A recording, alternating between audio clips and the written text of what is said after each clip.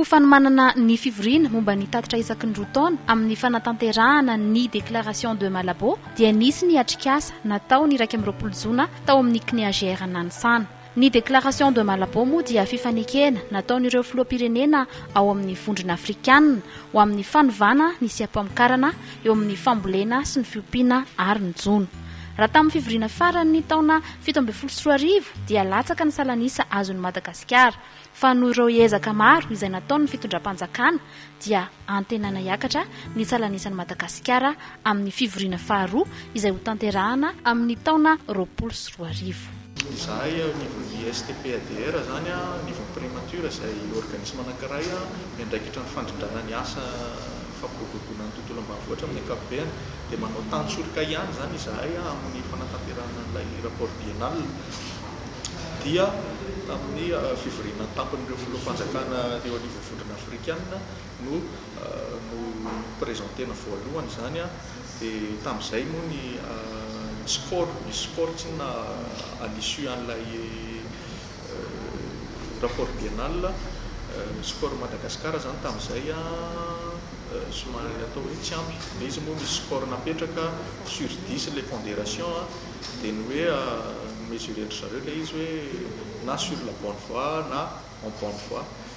En bonne voie ny firenena anankiray rehefa mahatratra ny 3,9 sur 10 score Madagasikara nefa tamin'izay latsaka kely satria 3,1.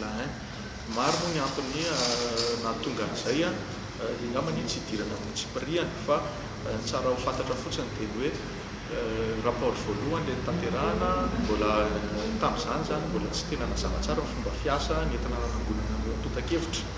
Ankehitriny tsika miditra amin'ilay processus deuxième cycle amin'ilay fanatanterahana ilay rapport biennal fanakalesona tamin'ilay fomba fiasa izay tsy nety tamin'ny fanatanterahana ilay rapport voalohany.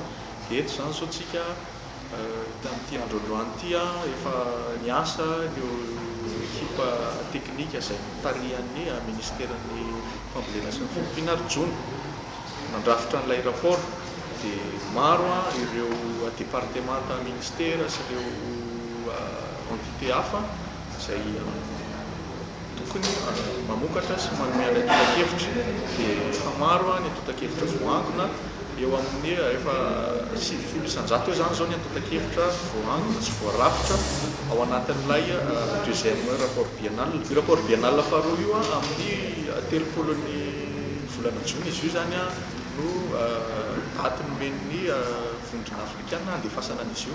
Izy io moa alefantsika eo anivon'ny SADC aloha dia ny SADC avy eo mampita azy ny anivon'ny vondrona afrikana.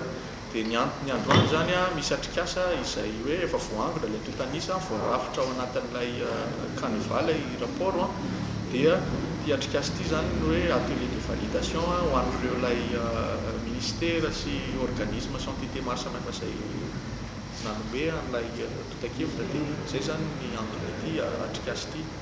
Misy ezaka be dia be nataon'ny atao hoe ministère zany teo aloha dia inona hoe maromaro zany fa misy fiakarana sikolantsika Madagasikara fa nazanona zany ny ministère amin'izao fotoana ministère de l'agriculture et élevage et pêche dia manana tanjona ny atao hoe isin'ny croissance accélérée ny monde agricole. Fepetra be dia be ny atao ary stratégie paikady maro ho ahafahantsika miaraka ao anatin'izay ilay resaka hoe fananganana ny orinasa any amin'izay faritra rehefa fa be vokatra. Dia isan-drany ny fampiasana ny atao hoe resaka jona ho isan'ny atao hoe levier de développement zany. Ny aton'izay satria Madagasikara manana ranomasina be tena malalaka tsika ahafahana manainga ny atao hoe émergence de l'agriculture.